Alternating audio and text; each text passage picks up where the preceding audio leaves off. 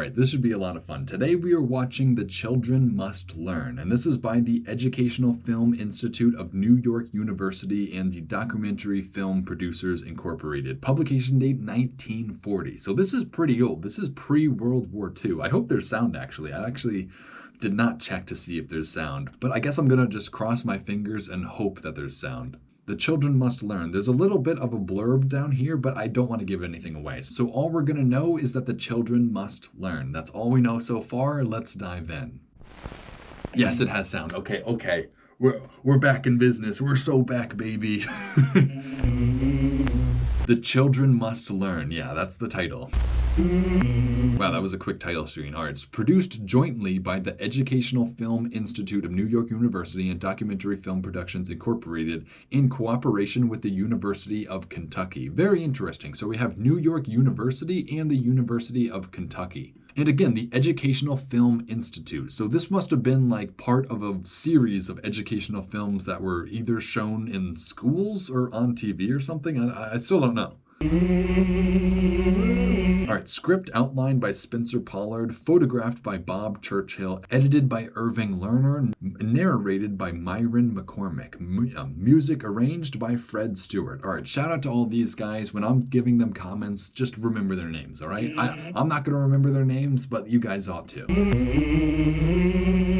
Directed by Willard Van Dyke. Interesting, Willard. Again, 1940. This is a really old program, even for this channel. I'm really digging this soulful humming that we're listening to, though. I'm getting like really cozy, like cabin vibes right now. I don't know why. Okay, this film is an authentic record of real people living their usual lives. That's awesome. I mean, that's kind of like goes without saying maybe, but like it's good to know that this is actually just real people living their usual lives, I guess. It documents one of several experiments carried on by various state universities. Oh, interesting. Yeah, I really have no idea what we're about to watch now. Experiments carried on by various state universities. Real, authentic people. Experiments carried out on authentic, real people. Interesting.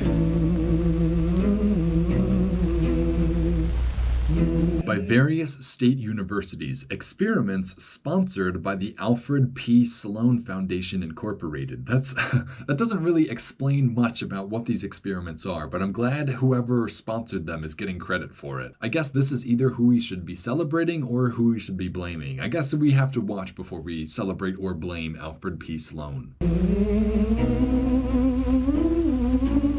P. Sloan Foundation to discover what schools can do to raise the level of living in the communities they serve. That's interesting. So we watched another video recently about standardized tests, but I think this is even like deeper into the educational aspect of it. Like how can we actually construct a school community to actually benefit these people? That's interesting. Again, my girlfriend is a school teacher, so I feel like I actually do have like an inside look into how schools do serve their communities, which they do now. So it'll be interesting. This will be a very interesting watch, I think. Because I have to imagine this was made during a time when schools didn't really do anything for the community. Like I can't imagine them having like free school lunches during this time or anything, you know? Like I feel like that is a result of maybe these experiments. Maybe they found that giving kids school lunches actually improved not only their academic record, but also just like their growth as a human as well. Who would have thought feeding kids would actually improve their lives? But I'm interested. I'm interested to see if that's the sort of experiment we're talking about, where they fed some kids food at school and then they didn't feed some kids at school, you know? Like I'm curious if that's the experiment or not, or if it's anything along those lines even. This should be really interesting though. I'm already excited.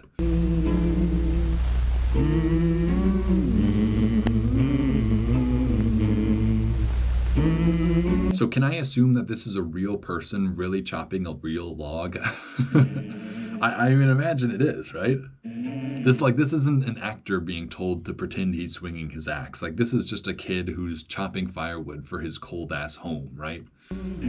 I hope so. I hope this kid's home is so cold that he's chopping firewood. That's the only way this is really authentic.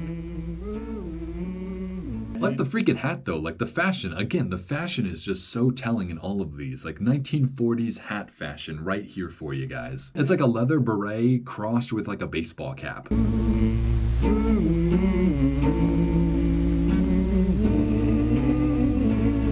I am really enjoying this soulful humming though. Like that's all it is, but like that's all it needs to be. 100 years ago, the pioneers pushed west. 100 years ago, the pioneers pushed west. So what was 100 years ago for this? 100 years ago from 1940, 1840, 100 years ago, 1840, the pioneers pushed west. I guess that's fair. So I think we're talking about the pioneers pushing west from like the original 13 colonies though. I think that's what they're talking about, like west over the Appalachians. But here in these mountains, some of them stayed to farm the fertile land. To live west. Yeah, here in these mountains. I bet these are the Appalachians. I say Appalachian, but everyone yells at me, so I'll say Appalachians. Actually, I'll say whatever this narrator says. However this narrator pronounces Appalachian is the way that I'm going to say it for the rest of my life. To farm the fertile land. To live well by axe and gun and plow. To live well by axe of gun and plow. Well, you can't really get more American than that. Now the land is no longer rich. Now the land is no longer rich. Yeah, these people kind of farmed it to oblivion. The crop is smaller every year. Turns out when you don't actually understand the land, you can't farm it effectively. But the people remain, hemmed in by the mountains, cut off from the changing world outside. You know, that's pretty much still true of Appalachia to this day. Like, it's a very isolated part of this country. The men who first broke the land planted corn. That's so funny to think that the first people who cut down these tremendous temperate rainforests were just planting corn, too. If you know anything about agriculture and soil science, you'd know that, like, corn would not do well in these mountains. Corn is all you can grow in the Great Plains, but it is not worth your time growing corn in the mountains. Today, corn is still the only crop. The forests are gone now. The forests are gone now. See, that hurts. That hurts more than anything. Jeez, like the fact that they're saying that and it's only 1940, like there's gonna be even less forest soon. The cornfields dot the hillsides where once there were hickory and chestnuts. Men who logged... Once there were hickory and chestnut. That is an interesting thing, because chestnut, if anyone knows about the American chestnut, they have completely disappeared from our forests. So that is a nice little historic detail that I feel like a lot of people would just not even notice. Like he mentioned the chestnut trees. Like that's I don't know. I don't have anything more to say besides that, but like the chestnuts, there you go. They were mentioned. They were actually so present in the people's mind that that is one of the sorts of trees he listed off as being from the forest. You know, that's the important part of that. Off the forests are dead. Their graves on the crest of the hill. But the land remains, and the sons of the men who cleared it still plant the corn from the same old seeds.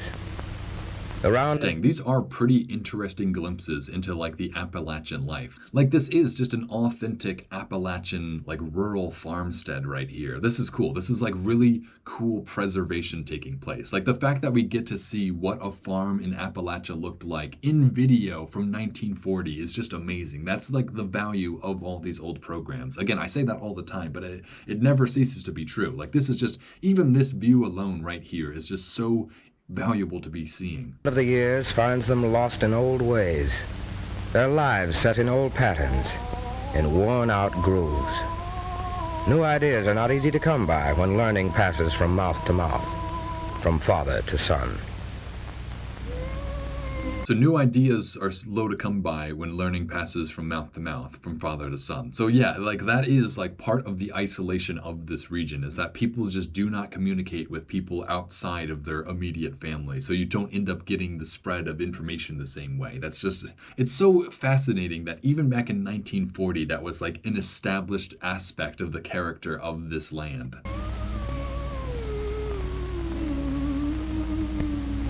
Hang on, do they have a sign over their doorway that says smile? That's funny. That's just like another like humanizing detail about this all. Like smile, you know, like I like that a lot. Oh, and they say smile on the back of the doorway too. That's really funny. That's just, again, yeah, another humanizing little detail. I already said that, but like, it's just, I don't know. That literally makes me smile. How you maintain your family, your children who are small.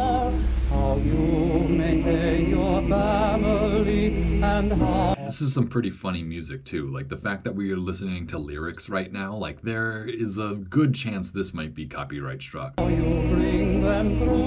Like that's what always happens with these old musical recordings. Like some old music company just claims it for no reason whatsoever. I don't know. It's fair use though. It's fair use. That's my argument. I'm providing commentary. I'm changing it. I'm altering it. Like it's fair use. Is your farming balanced? See, what an interesting little headline to be reading in like a farmer's magazine. I mean, I guess it makes sense in a farmer's magazine. It's just like, it's funny that like people used to read stuff like that.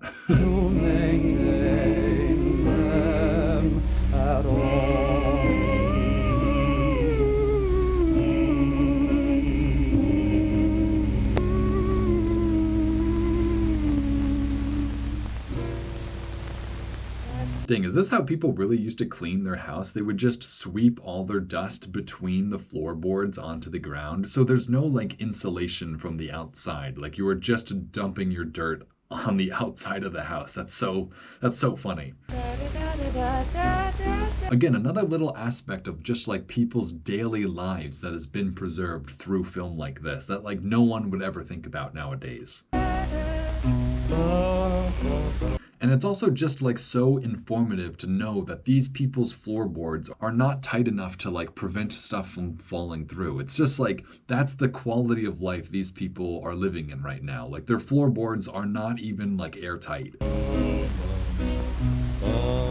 Like if dust can fall down, then bugs can crawl up. Just think about that.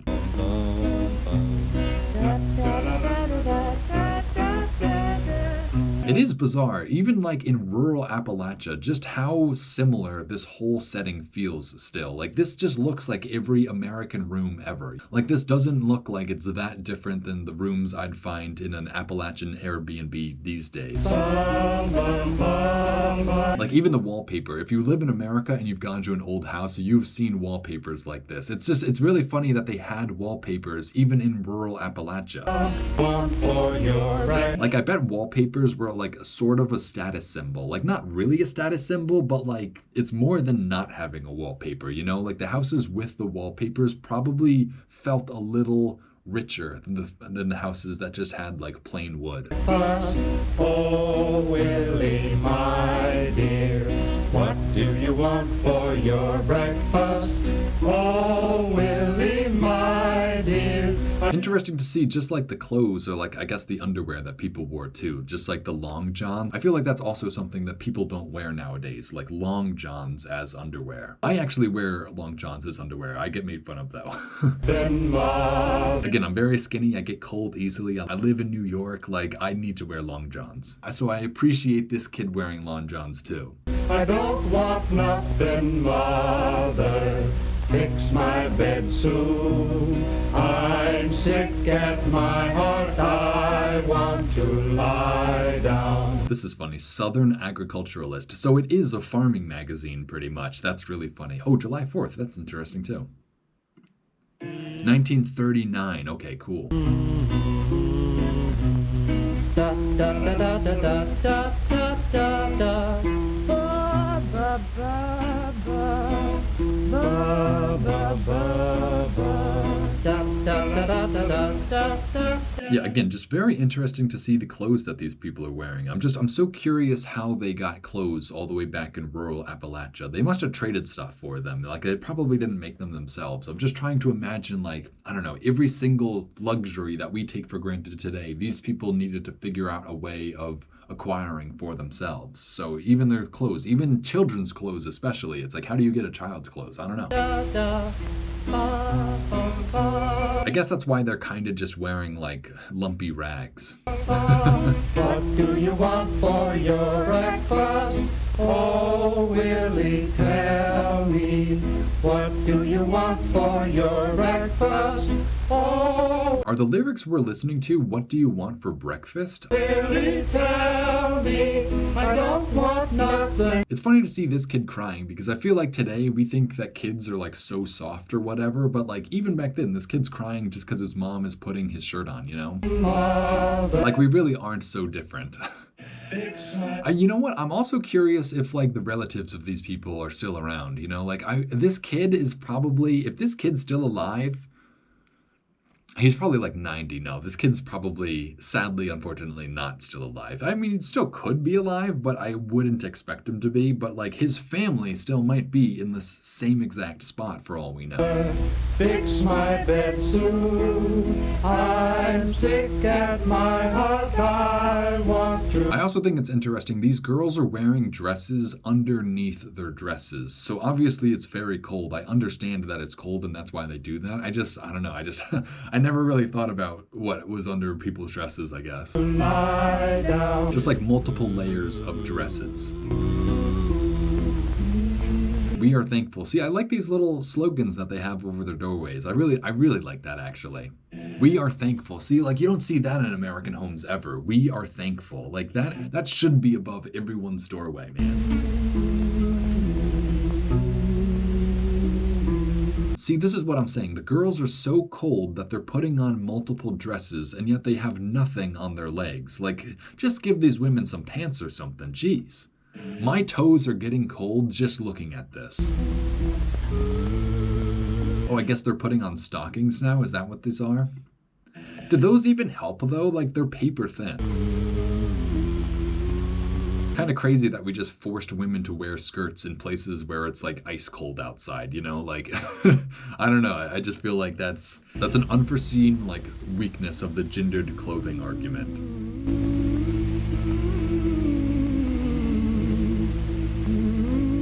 Oh wow, that was cool. So is she using like these corn husks to preserve something else? Like is she using this as like a little Tupperware or something? That's so funny. I like that so much though. Again, this is just such a good glimpse into like the daily lives of these people. I guess that's what it said at the beginning. It's just like we are learning these little things that they used to do differently from us. Like what is that, a muffin?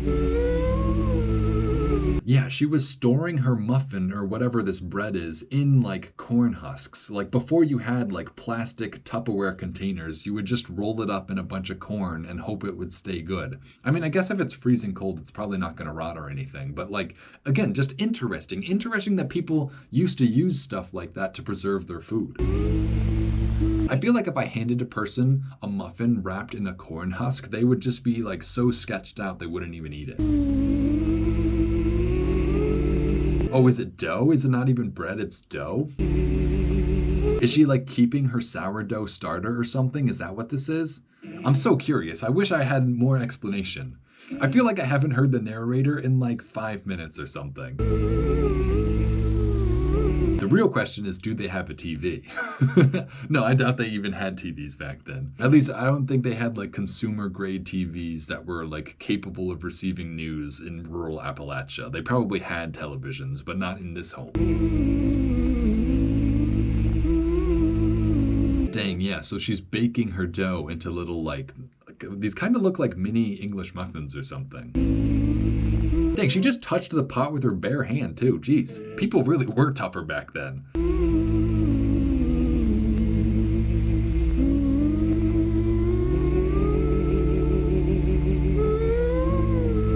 Dang, remember the days when kids used to put on their own shoes and not complain about it? Only parents are gonna understand why seeing these kids put their own shoes on is like such a big deal. Not that I have kids, but I have a little sister, so I know too. Dang, shout out to the mom for just making this breakfast for everyone. Like the classic ginger roll mom, just like providing for everyone, just like putting the whole family on her back, man. Good for her. Like we haven't even seen the dad yet, have we? Oh, maybe we saw him at the beginning? Or was that like, that looked like a kid though. Corn and pork. Corn pone and pork sausage and pork gravy. Corn and pork.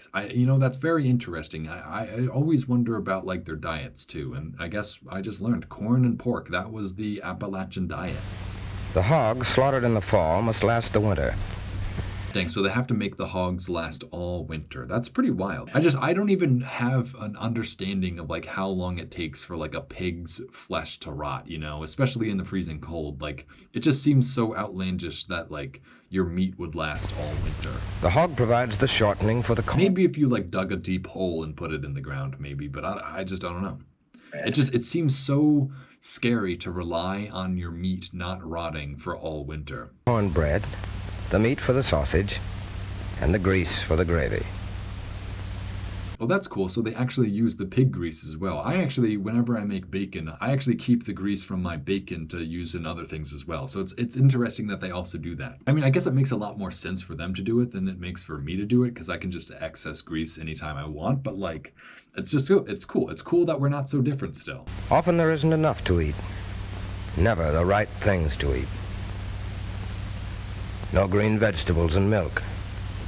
No calcium. No green vegetables. See, like, for some people that might sound nice, but for me and my digestive system, like, yeah, I would be having trouble eating nothing but corn and pork, I think. Calcium for teeth and bones. No vitamins to prevent rickets and scurvy. Weak bones from poor food. Poor food from poor land. Weak bones from poor food from poor land. See, you know, there is a lot of truth to that statement. There's so much actually that I just don't have time to unpack it all. Kids growing up to the same years of hunger.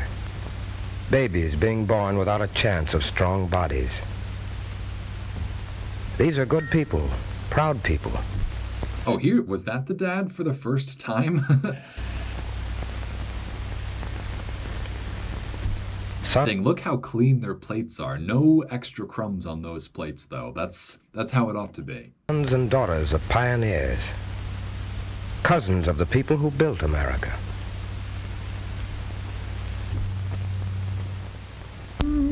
What an interesting little switch back to the "we are thankful" doorway for some reason. Like, I don't understand the editing choice there, but you know what? Interesting nonetheless.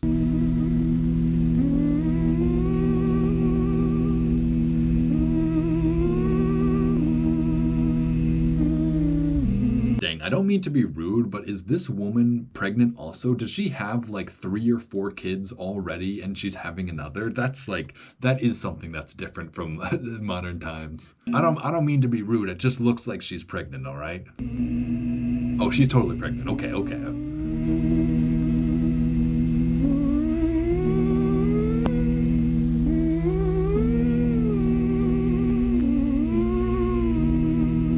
Hang on, what's this down here? Kroger's Spotlight Coffee. That's so funny. So they had like instant coffee even back then too. And they were shopping at Kroger's of all places. I guess that's so funny because Kroger's is like, I'm pretty sure that is still like a very notable grocery store in like South Appalachia. We don't have any Kroger's up here. Kroger's or Kruger's? I think it's a Kruger's actually. We don't have any Kroger's up here, but I've seen them further south.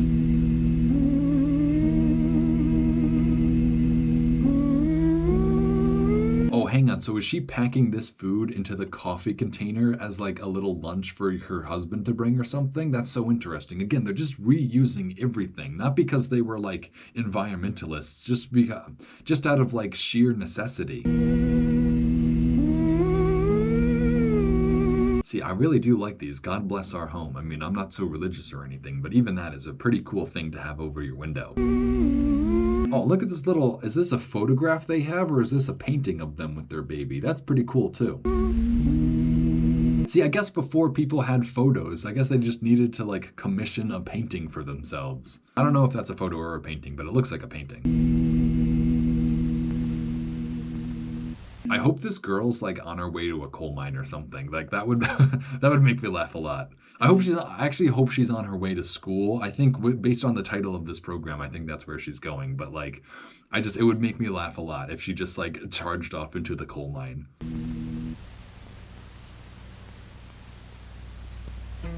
Dang, isn't this crazy though? Look at this girl who grew up in rural Appalachia and look at what she's wearing. She still looks like miles ahead of the girls these days. And I'm not just saying that as like a weird person, but I'm saying that like, the fashion back then, man, like people just dressed so much better. Even the girls from freaking rural Appalachia are dressed in like the nicest jacket I've ever seen, you know?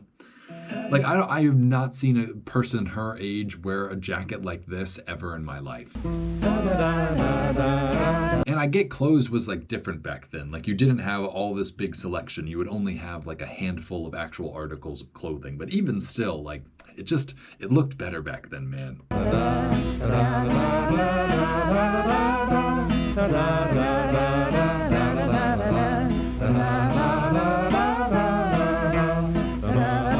Dang, so this is the walk to school that everyone was lectured about by their parents, right? Like, everyone was told by their parents, oh, when I was a kid, I had to walk, 8 miles in the snow uphill to get to school. And I think that's exactly what we're seeing right now.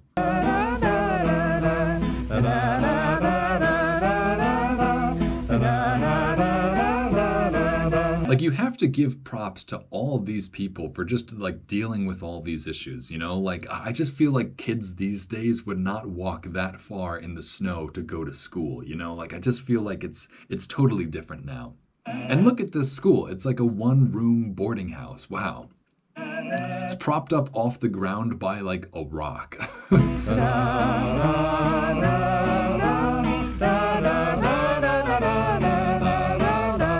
This really is the authentic Appalachian experience right here. I'm really happy we're getting to watch this. I don't know if this is quite a red. This is kind of seeming more like a yellow video than a red, but you know what? I'm enjoying it nonetheless.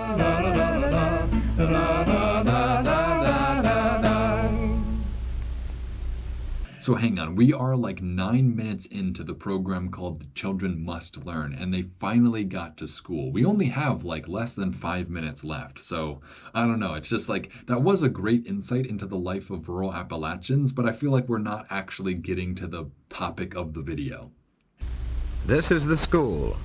24 children go to this. Oh wow, yeah, the girl just used this coffee bag as like her lunchbox. That's cute. I like that. The school. Some of them live a long way off.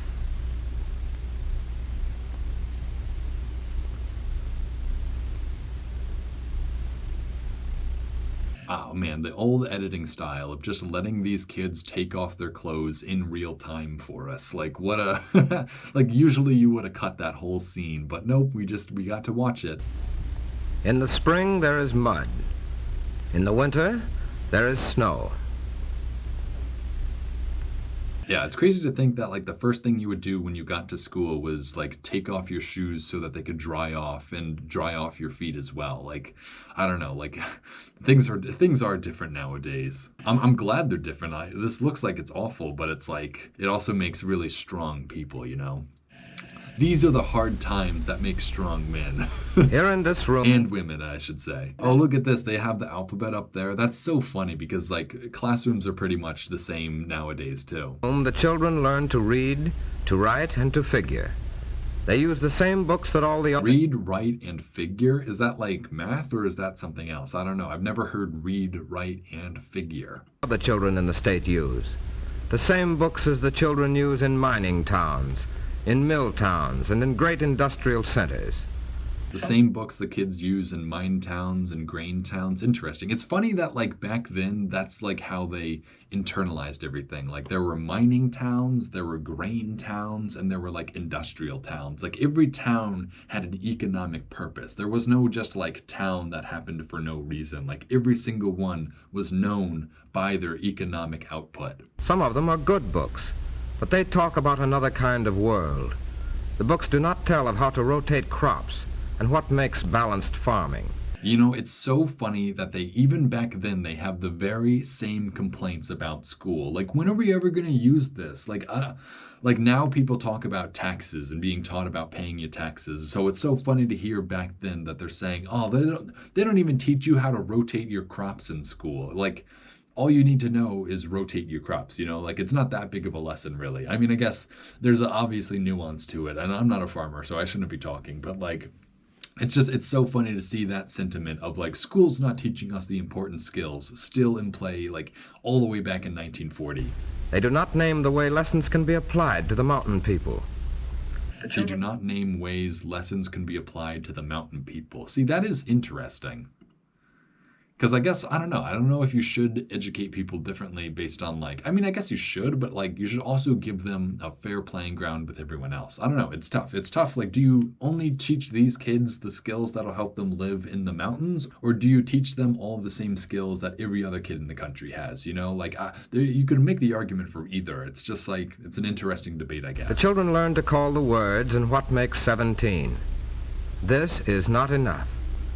The mountain people live close to the earth and the sky. What makes 17? I like how we're saying that like these people didn't even need to know basic math. Like all they really needed to know was how to get food. I guess that's true, but like the only way you get out of the situation where you're only worried about food is by learning math and how to read and write. They know the call of every wild bird. And where the Like the reason we don't struggle to the same degree as these people struggle is because we've built an educated society. Like that's it, you know? best herbs grow. They know the name of every tree and where the hornets have their nests. They do not know what to do about their own lack of food and clothing and shelter.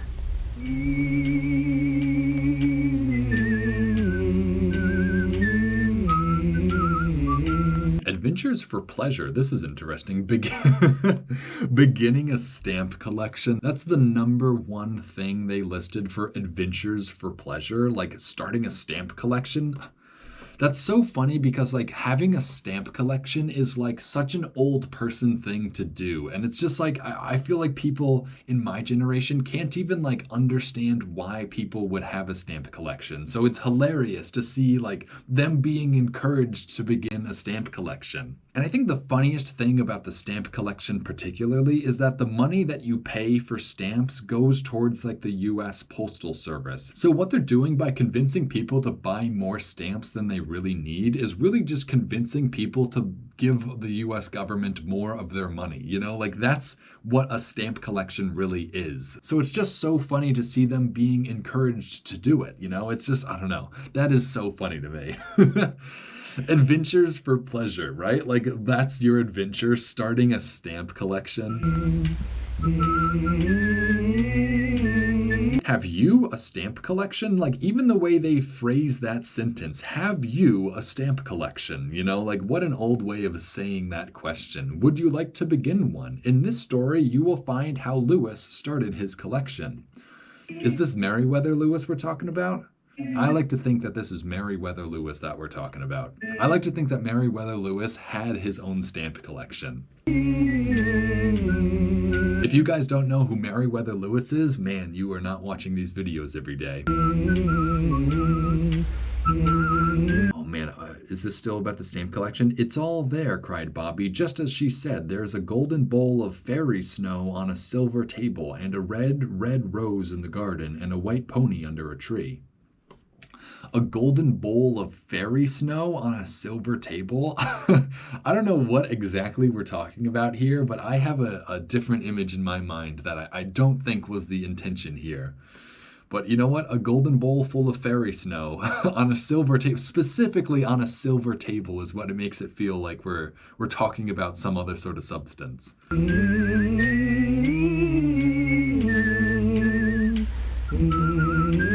What's this? Oh, this is just some fairy snow. Don't worry about it.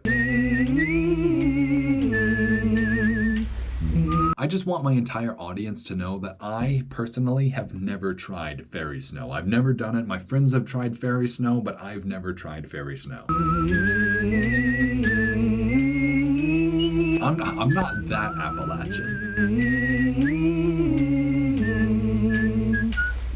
A penny to spend. It's very hard to spend a penny. The kinds of candy are so many. They all look nice and fat and sweet. The temptingest of things to eat. That's funny, these girls are just reading poetry about candy. Like, I wonder, do kids still read poems about candy? Like, I don't know.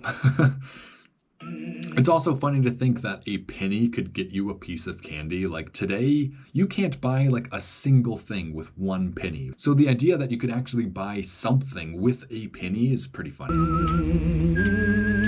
The temptingest of things, though, that's a funny word too. The temptingest.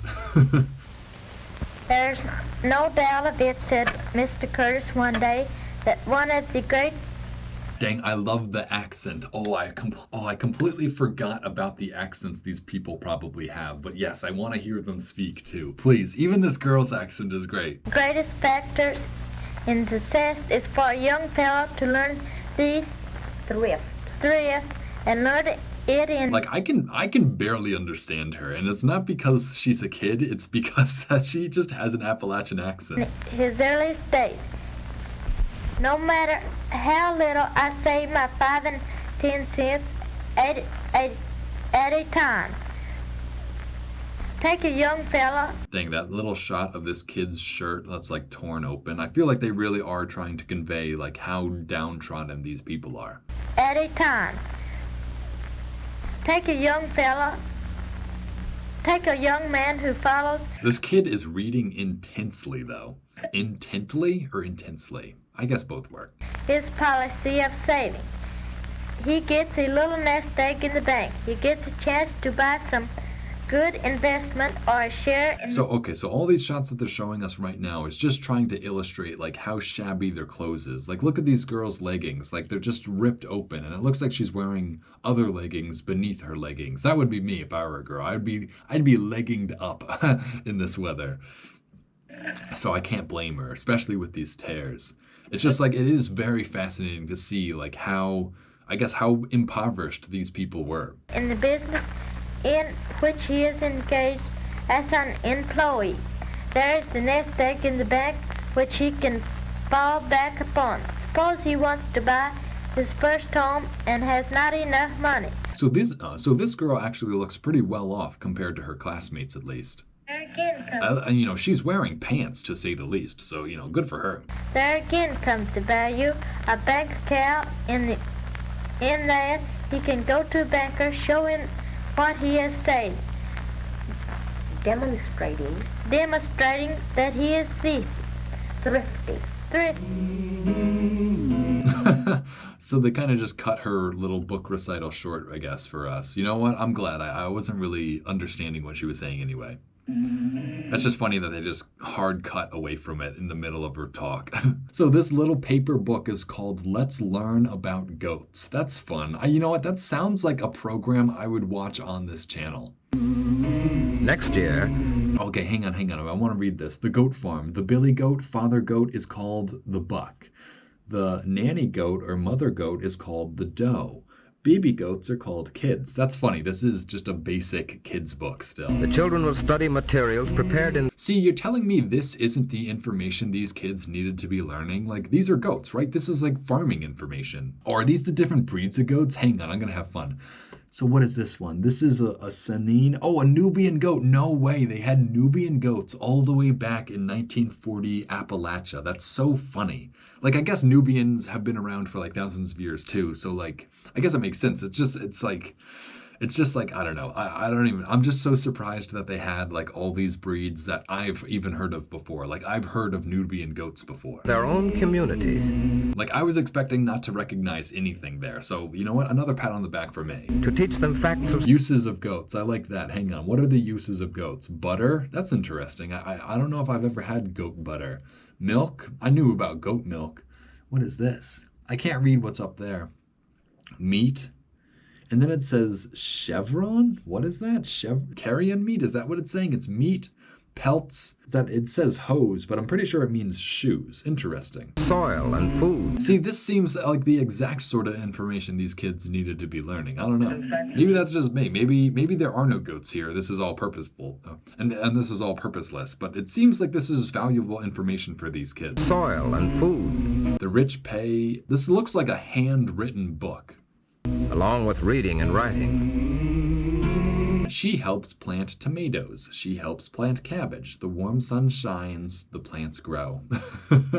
Nice. It's so funny because you could have a kid learn how to read using that today. There's no real difference in what we teach our kids to read today versus back then. I guess this is a bit more like farm based, but like even then.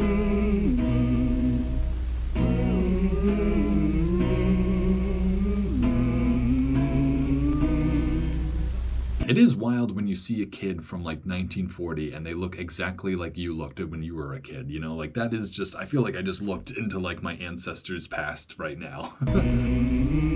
Somehow, some way. Oh, the classic old people on the porch in the rocking chair. Like, I'm glad we got to see like this stereotype in real flesh, you know? Like, I don't know, I feel like there is this image of like two old people on the porch in rocking chairs in Appalachia. Like that's an image I have in my mind. So it's just so funny to see it actually come to life here. Somehow, some way, the old folks managed to get along. But the children must learn a new way. The land is tired of corn, but small plots of it could be enriched for raising vegetables.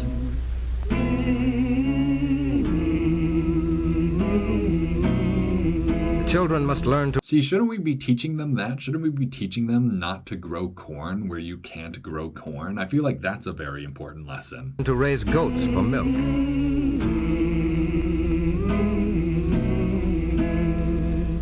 Oh, is that the dad? This is like the patriarch of the family. This might be like the grandpa even, but like, I'm always so curious about the guys who actually ended up doing this, right? Like this guy, if he is the guy who like built this whole house, like this guy has so many like real world skills. Like this guy is such a badass and like no one can even appreciate that, you know? I mean, I guess his whole family is too. I guess his wife probably did an equal amount of badass labor in order to establish themselves in these mountains. I'm just saying like this guy probably chopped down a whole crap load of trees, probably built a whole crap load of houses. This guy's probably lived like a really hard, good life. This guy probably also has like 20 grandchildren at least. The forest, the hills. It's too late now for the old ones.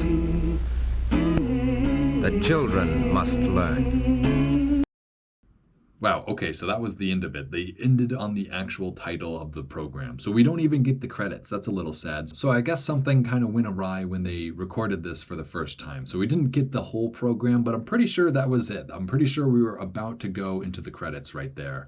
Because then, you know, they said the title of the program. So it seems like that was the conclusion.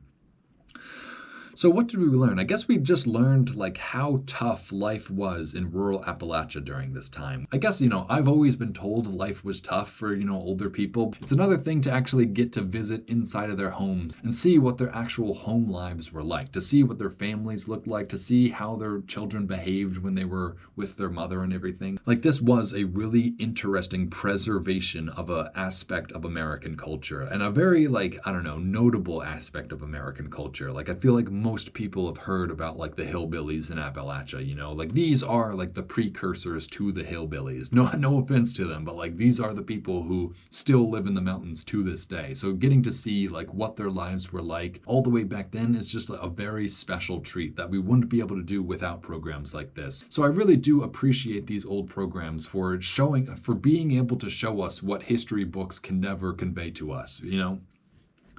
Like there's only one way to really empathize with these people, and it's seeing the struggles they go through in real time. So I really do appreciate this sort of stuff. I really do think there's a lot more to be learned from this sort of content than people expect there to be. Like there's so much culture, there's so much everything in here. I really hope that you guys watching appreciate this as much as I do, or at least I hope I'm teaching you to appreciate it the same way I do, because this really is like invaluable stuff, really. Like you can't replace this footage. Like you can't go back to 1940 and record somebody's house. Like we only have what was already filmed back then. So the fact that we get to see a glimpse into these people's daily lives from like 70, 80 years ago is just so amazing. Like this is what makes video so like revolutionary. So we get to actually feel like we're with these people, even though they've been dead for like 20 years or at least by now. So this really is like, it's a very special look into American history and American culture, and I'm very glad I got to watch. So if you guys appreciate what I do here on this channel, you can help support me by going over to the Internet Archive and leaving them a donation. The Internet Archive is where I get all these old programs from, so please leave them a donation if you want to see this channel continue. That's all I ask. I don't need anything else besides that. Just head on over to the Internet Archive. The link is in the description. And with that, I think we are ready to cut to black.